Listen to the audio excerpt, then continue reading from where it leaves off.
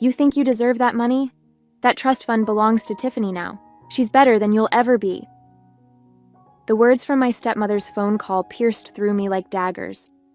I gripped my hotel room desk, trying to steady my racing heart. Janet's voice dripped with satisfaction as she delivered the news that she'd emptied the trust fund my mom had left me. My name is Gabriella Mitchell, and at 28, I thought I'd finally escaped the toxicity of my family dynamics. I work in pharmaceutical sales, which keeps me traveling across the country most weeks. It should have been just another Tuesday in Minneapolis, preparing for tomorrow's client meeting. Instead, I was listening to Janet gloat about stealing my inheritance. "Thanks for letting me know," I replied calmly, my voice betraying none of the rage building inside me. I could almost see Janet's smug expression falter at my composed response. She'd expected tears, pleading, or anger. Anything but this quiet acceptance. "That's all you have to say?" Janet pressed, clearly disappointed by my reaction. "Tiffany needs that money for her wedding and new house. You're just going to waste it on your meaningless sales career." I thought about my mom, who'd passed away when I was 16. She'd built a successful business from nothing and left me the trust fund to pursue my own dreams. Janet, who married my dad just 2 years after Mom died, had been trying to get her hands on that money ever since. "Is there anything else?" I asked, keeping my voice level. The silence on the other end was telling. What Janet didn't know was that 6 months ago, I'd had a conversation with Mr. Harrison, my mother's old lawyer. He'd warned me about some suspicious inquiries Janet had been making about the trust. Together, we'd put safeguards in place, legal protections that would make any unauthorized access not just impossible, but prosecutable. "You've always been such a disappointment," Janet spat, trying one last time to provoke me. "Your stepsister deserves this more than you ever did." I ended the call and looked out my hotel window at the Minneapolis skyline. My hands were shaking, but not from fear. Everything was documented. Every call, every attempt, every manipulation. Janet had finally overplayed her hand, and I was ready.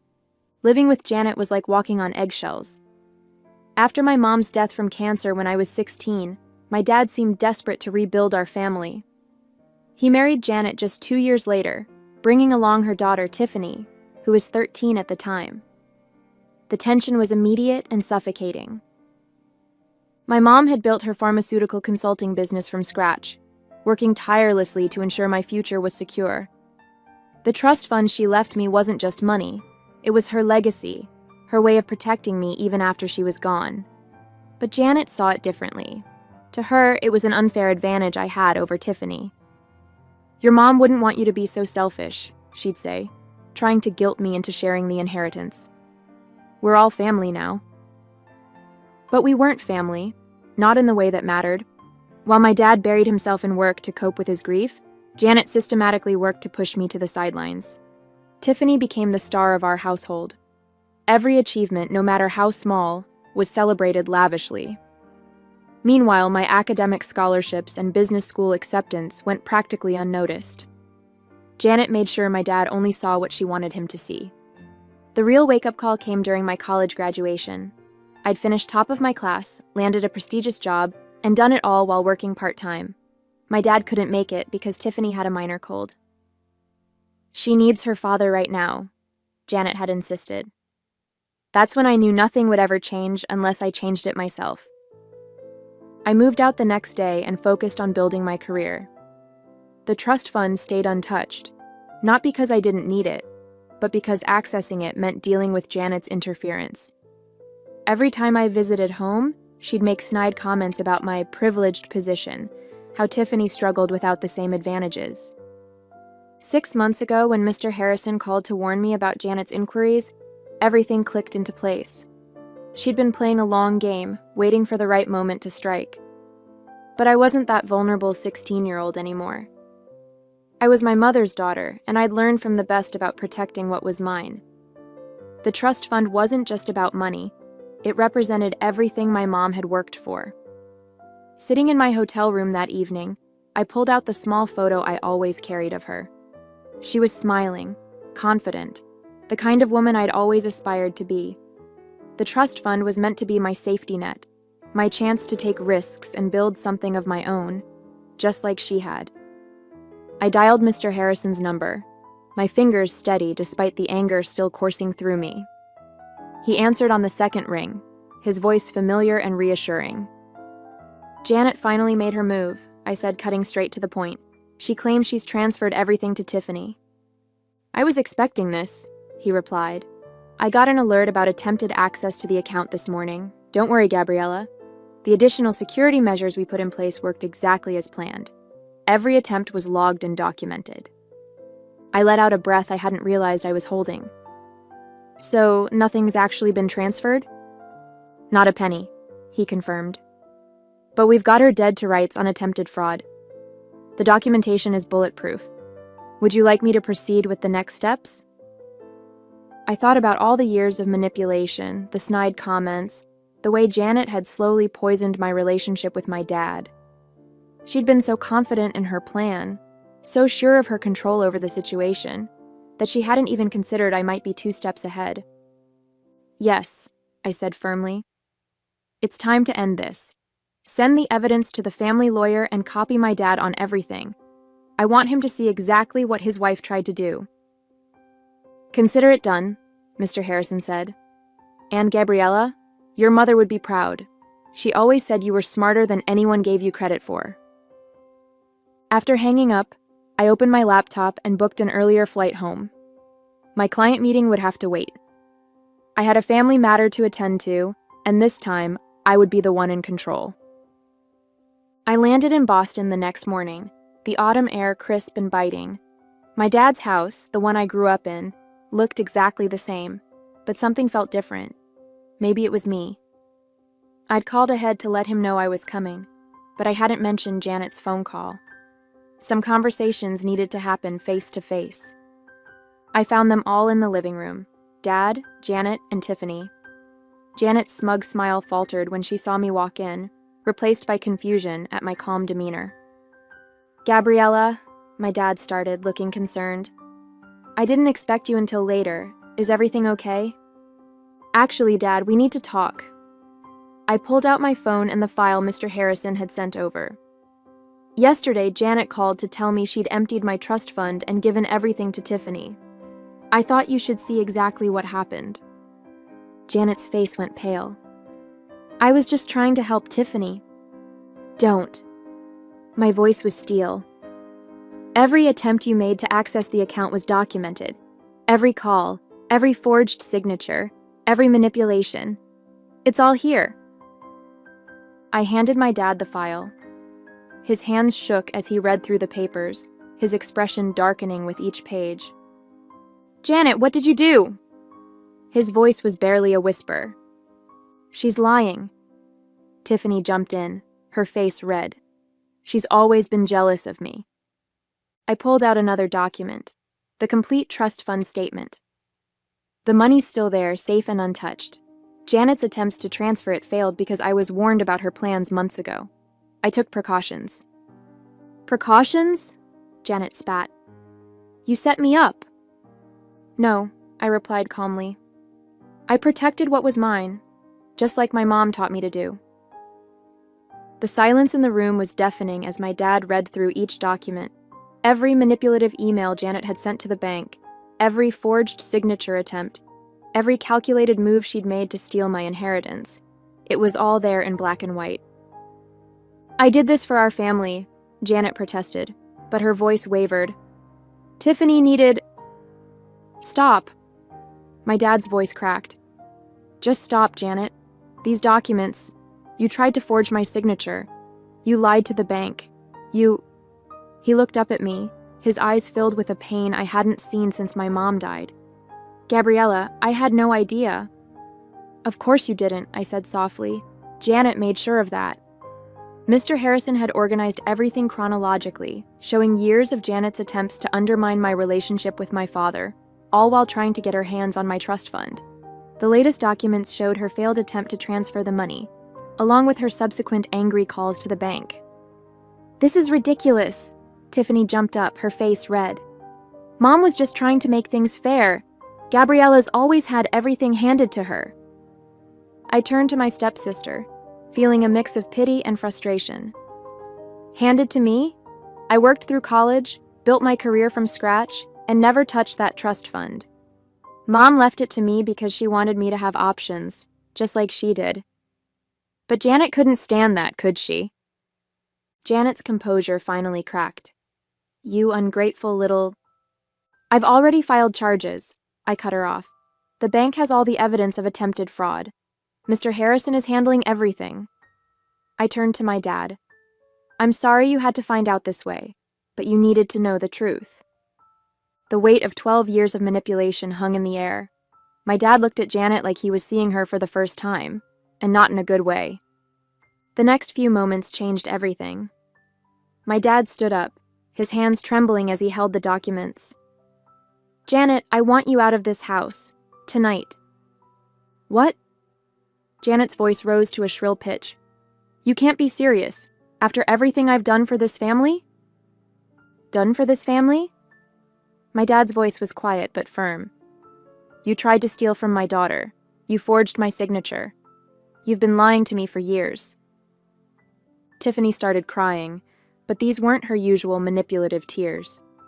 She looked genuinely shocked, perhaps finally realizing the gravity of what her mother had tried to do. The police will want to talk to you, I said to Janet. Mr. Harrison has already filed the reports. The bank's fraud department is involved now. You planned this, Janet hissed. You knew I would try to access the trust fund. No, Janet, you planned this. I just made sure I was ready when you did. I turned to my dad. There's more. Mr. Harrison found evidence that she's been skimming money from your accounts too. Small amounts, building up over years.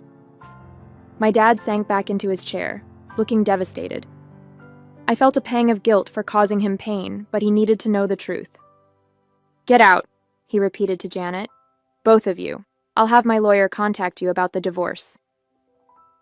As Janet and Tiffany gathered their things, throwing accusations and tears around in equal measure, I stood quietly by the window, the same window where I used to watch for my mom to come home from work. I could almost hear her voice.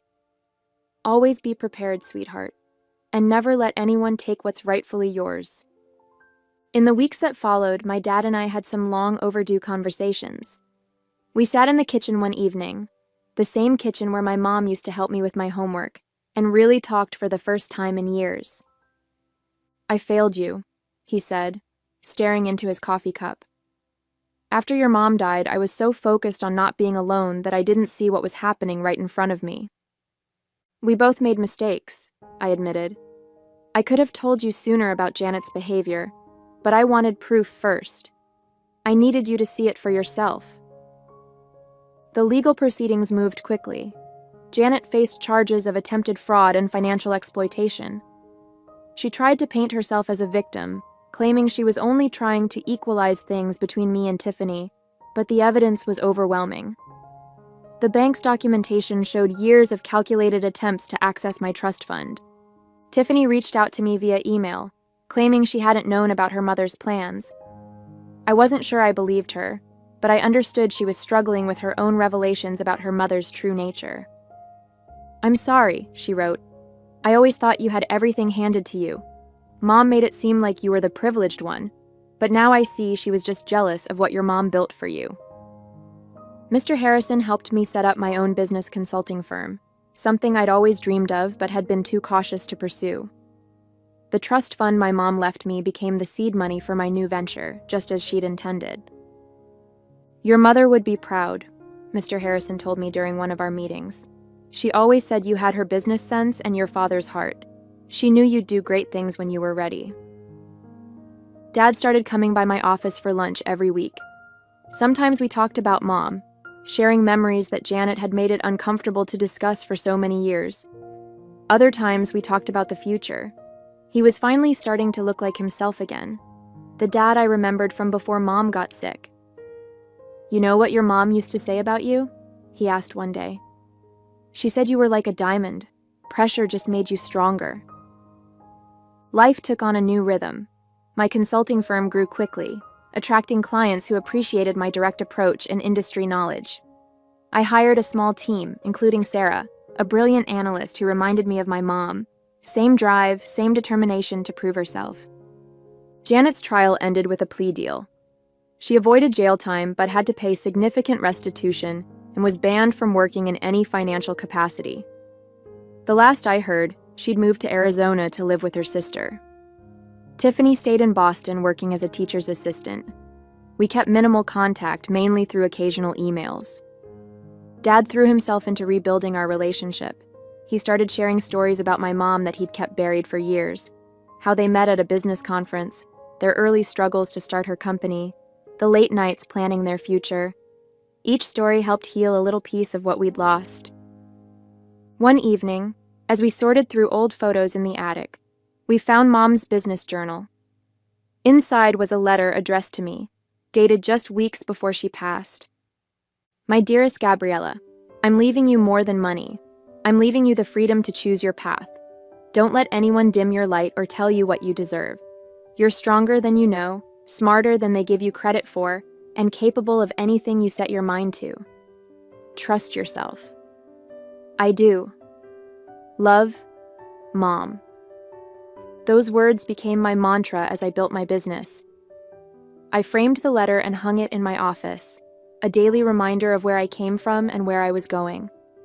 My dad retired from his job and started volunteering at a grief counseling center, helping other families navigate loss without losing themselves.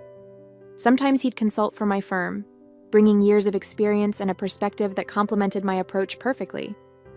Looking back on those events 5 years later, I'm amazed at how much has changed. My consulting firm has expanded to 3 cities, helping pharmaceutical companies streamline their operations, just like Mom used to do. The trust fund she left me didn't just secure my future, it became the foundation for helping others build theirs. Dad retired completely last year, but he still comes by the office to mentor our younger employees. He says it keeps him connected to Mom's legacy. We have lunch every Wednesday, making up for all those years we lost to Janet's manipulation. The hardest lesson I learned wasn't about money or betrayal. It was about standing up for myself. Mom knew that one day I'd need to fight for what was mine, and she made sure I had the tools to do it. She taught me that true strength isn't about being tough. It's about being prepared and patient enough to wait for the right moment. Sometimes I visit the old house where I grew up. Dad still lives there, but it's different now. The walls have been repainted, the furniture rearranged, all traces of Janet's presence erased. In Mom's old office, which Dad turned into a library, I found her collection of business books last week. Inside one, she'd written notes about teaching me to run the company someday. I never got that chance with her, but I'm building something of my own now. Every decision I make in my business carries echoes of her wisdom. The trust fund she left me wasn't just about money. It was about believing in myself enough to stand my ground when others tried to take what was mine. Janet's attempt to steal my inheritance taught me something valuable. Sometimes people show you exactly who they are, and the best response is to be prepared. I'm grateful now for those difficult years because they shaped me into someone my mom would be proud of. Someone who doesn't just survive challenges but grows stronger from them. The family photo albums have been reorganized, keeping the memories that matter. On my desk at work sits my favorite picture, Mom and me at her office, both of us laughing about something long forgotten. It reminds me daily that while some people try to tear you down, others build you up in ways that last a lifetime. On the anniversary of my mother's passing, my father and I visited her grave together. We brought fresh flowers from her favorite garden, a tradition we had started that year. Standing there, I shared with him the letter I'd found in her journal. He read it silently, his hands trembling slightly as he held the worn paper. "She was always thinking ahead," he said softly, his voice thick with emotion. "Even when she was fighting for her own life, she was fighting for yours too."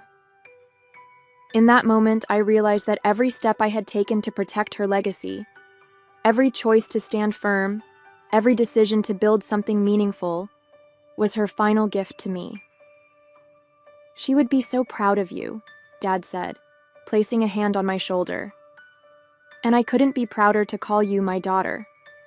Together, we stood in quiet reflection, knowing that while some wounds never fully heal, Love and resilience have the power to transform even the deepest scars into strength.